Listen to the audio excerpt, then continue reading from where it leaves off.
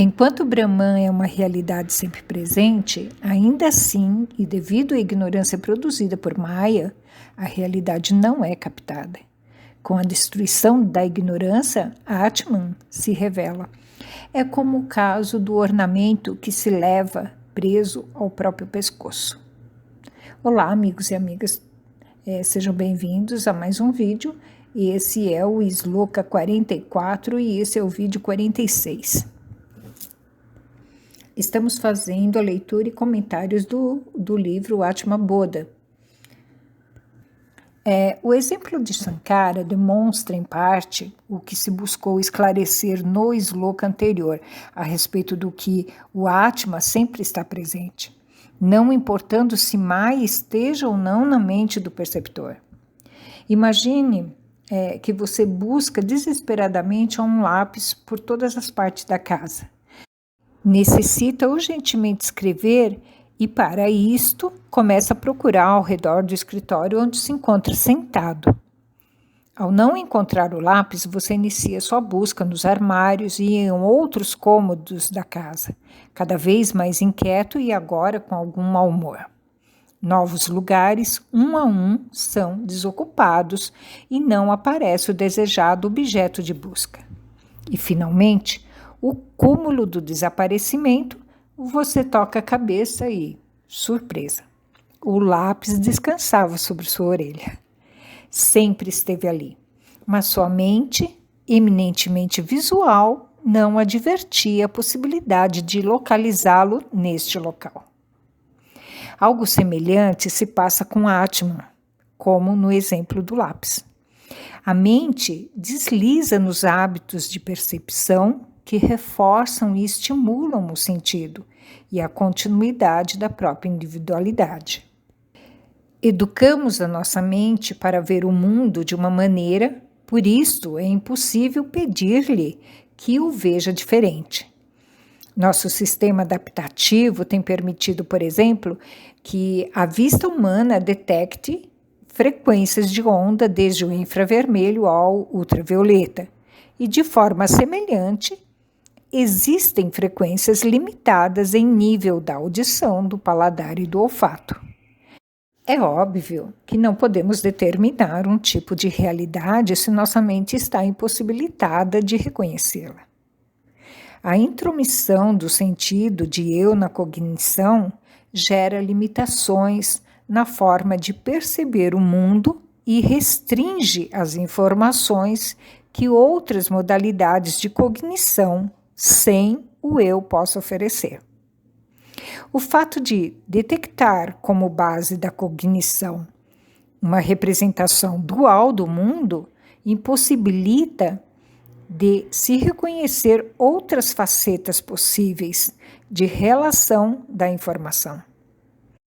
O fato de reforçar a cognição dual mediante hábitos de conduta finalmente impede qualquer aproximação a outras formas de conhecimento, exceto aquelas onde o sujeito e os objetos se experimentam independentes.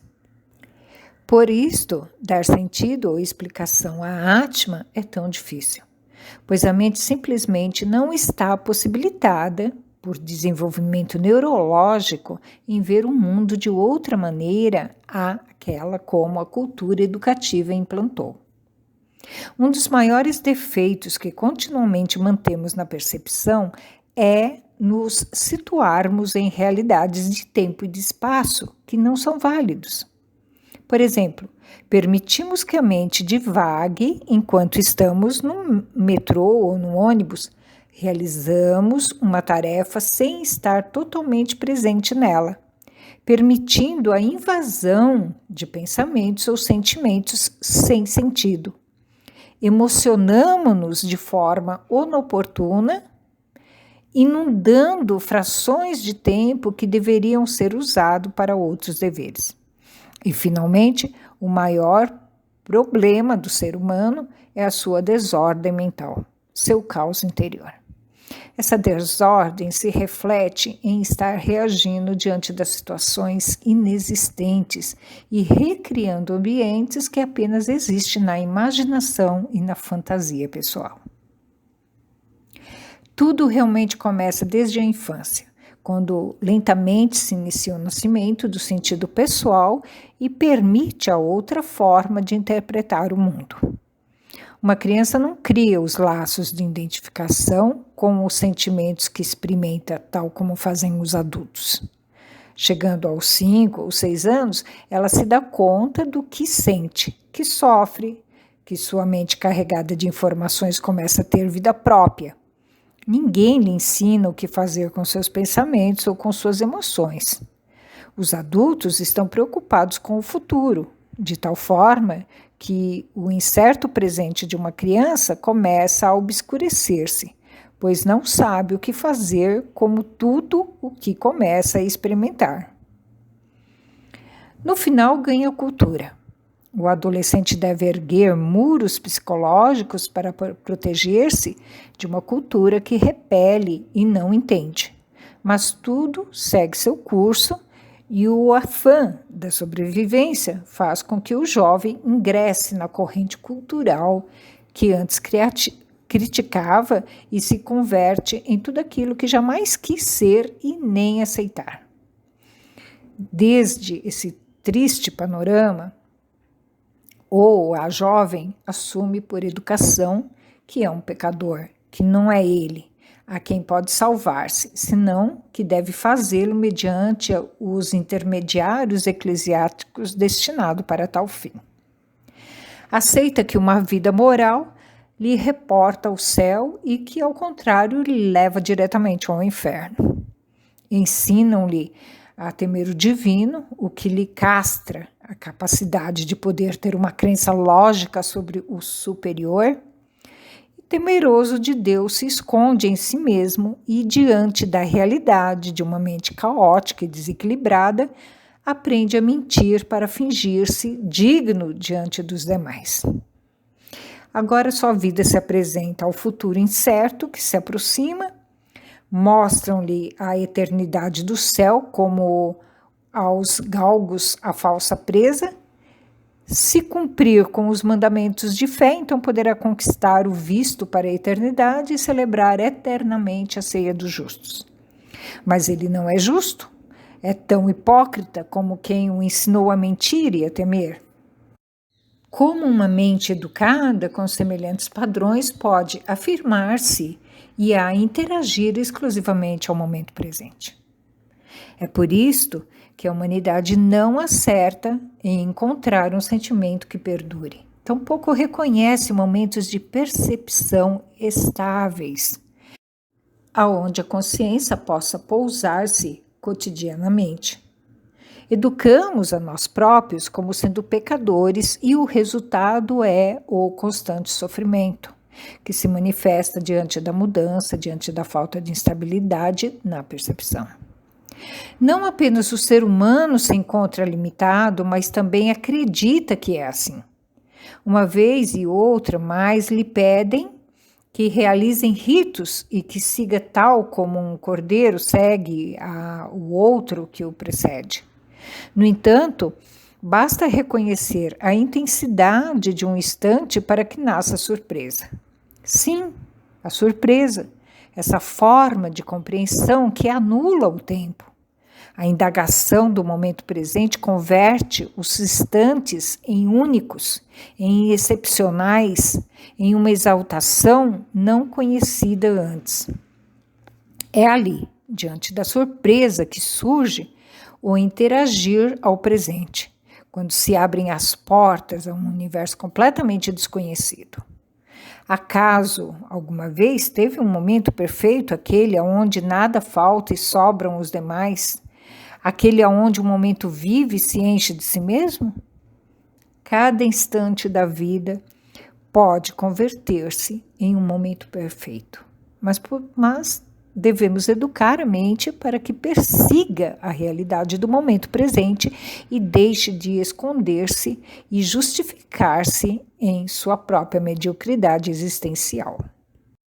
E para terminar, se você é capaz de enxergar todos os problemas que trazem sofrimentos e sentimentos de desconforto e inadequação que são causados por causa da ignorância, Se você é capaz de, através do autoconhecimento, enxergar essa ignorância, o sofrimento se dissolve. Isso acontece porque nos elevamos acima das inquietações, porque o conhecimento muda nossa identificação. Deixamos de nos identificar com o ego, o sofredor, não ficamos mais focados nos aspectos que nos aprisiona a identificação com o corpo, com o sentimento e com os pensamentos. É como o surgimento do sol, que quando aparece, destrói a escuridão. E o que é a escuridão? É a falta de um propósito maior. Se você não se propõe a estar com a sua percepção num ponto mais elevado, fundamentado no conhecimento adquirido que você é o Atman, você continuará na escuridão. Quanto mais conhecimento, mais será a sua aproximação para esse auto-reconhecer como Atman, mais sentirá a independência do ser. O ego é dependente, Atman é independente, ou seja, Atman não precisa de nada para ser a infinitude e a completude, mas o ego depende de vários aspectos. Quanto mais forte for esse propósito de autoconhecimento, mais fácil será de destruir a escuridão. Perceba que você é Atman. A Atman está sempre presente. Não é que você tem que buscar a Atman, estar na presença de Atman. Você já é o que procura. Você só se torna um personagem quando a sua percepção está obscurecida. E quando ela está obscurecida, você se identifica com o ego e com os vários personagens que ele cria ilusoriamente, aparentemente. E isso faz com que você esqueça que está somente interpretando um papel, que você não é esse personagem. A ignorância é o esquecimento de si mesmo. Essa é a analogia do ornamento da qual Shankara nos fala nesse sloka. Você usa um colar no pescoço, mas se esquece que está usando. Essa é a ignorância, o esquecimento de si mesmo. Então, hoje ficamos por aqui. Esse foi o Sloka 44, esse vídeo foi o 46º vídeo. Agradeço a escuta atenta de todos, bom estudo a todos, compartilhe o vídeo e espero vocês no próximo vídeo. Namastê.